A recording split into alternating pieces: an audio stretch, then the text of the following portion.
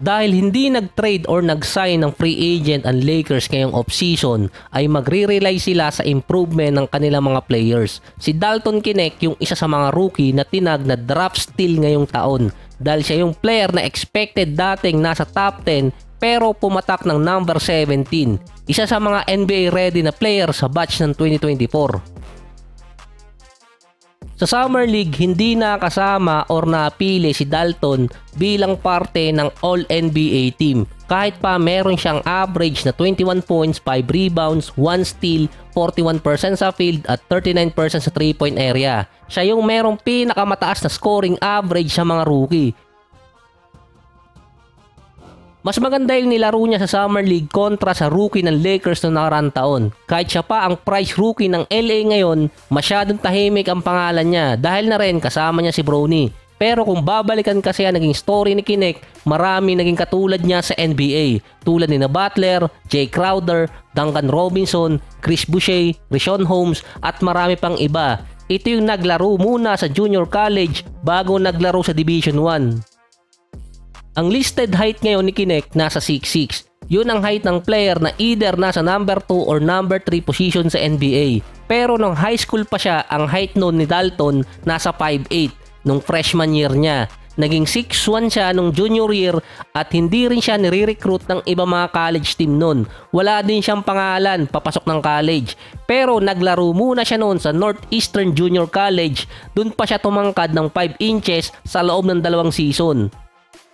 Matapos kasi ang 2 season niya sa junior college at tumangkad pa siya hanggang 6'6", dun siya nakakuha ng offer sa Division 1 para sa Northern Colorado. Dahil sa pandemic, hindi siya dumaan ng redshirt at nagkaroon pa siya ng extra year. Sa first season niya, nag-average siya ng 8 points, 3 rebounds, 43% sa field at 36% sa 3-point area. Nasa 6-man position pa noon si Dalton. Nung ikalawang season niya sa Northern Colorado, umangat pa ang average niya sa 20 points, 7 rebounds, 46% sa field at 38% sa 3-point area. Kasama siya noon sa starting unit. Hindi rin siya sumali noon sa NBA draft dahil wala ang pangalan niya sa mga draft board. Dito naman siya lumipat ng Tennessee para sa ikalimang taon niya sa college or huling taon niya para makapaglaro sa Division 1. Sa Tennessee, nag-average pa rin siya doon ng 21 points, 5 rebounds, 45 and 39%. Kasama siya sa top 10 ng mga prospect. Ito nga lang yung problema. Edad kasi ang factor sa NBA kaya bumabagsak yung ranking ng isang player. Kaya din si Dalton nakuha bilang number 17 dahil ang edad niya 23 years old at malilimit ang long-term upside ng player. Magkakaroon agad ng pressure na mag-contribute si Knecht sa unang season pa lang niya. Yung 23 years old, nasa range kasi yun ng edad ni Ja Morant, Zion Williamson, Anthony Edwards at yung ibang mga players na napili ng 2020 NBA draft. Kapag natapos pa yung 4-year contract ni Dalton, papatak siya noon ng 27 years old. Hindi rin ganong kataas ang value niya kahit i-trade siya ng Lakers. Kahit si Rob Pelinka sinabi nung nasa draft board kasi nila si Knecht sa top 10. Hindi nila in-expect na babagsak pa sa kanila ng ganong kababa.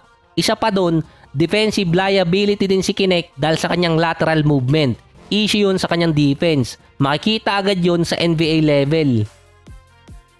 Kahit si JJ Redick, sinabi yung defense ni Knecht ang kailangang i-improve. Walang issue sa shot creation, nakakagawa siya ng space. Isa pang weakness ni Knecht ay yung pagiging playmaker. Sa modern era ng NBA, plus na sa isang player kapag kaya niya maging playmaker dahil sa pick and roll offense. Yung dagdag pa doon ni JJ Redick, kailangan ding i-improve ni Knecht yung kanyang rebounding. More on Duncan Robinson ang comparison ni Knecht dahil sa 3-point shooter pero liability sa defense. Si Kagawad na improve niya yung defense niya sa Miami Heat. Ang makakaagaw naman ni Dalton sa rotation ng Lakers ay nandun sina Gabe Vincent, Austin Reeves, D'Angelo kasama pa si Max Christie. Last season, bukod sa injury, hindi rin nagkaroon ng pagkakataon si Jalen Hood-Schifino na makapasok sa rotation dahil nga loaded din ng mga guards yung Lakers. Pero si Dalton kasi either number 2 or number 3 ang pwede niyang pasukan na position doon dahil si LeBron pwede maglaro ng 3 and 4.